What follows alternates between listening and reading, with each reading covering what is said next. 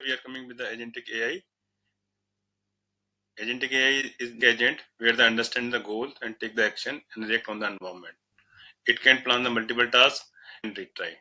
So it is focused on the goal-oriented and autonomous behavior.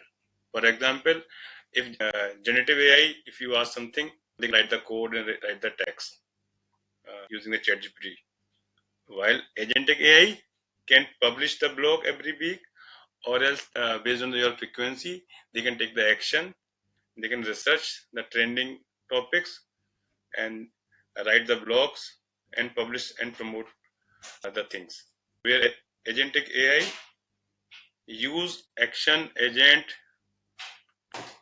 the agentic application we are using the automobile vehicles, healthcare industry, finance industry, and supply chain and logistics, manufacturing, smart home and IoT devices, and marketing.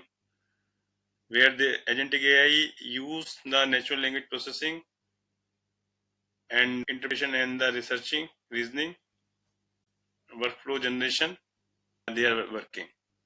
It work as an agent where they are using the brain as we trained them, and they can action on behalf of guidance. Thank you very much.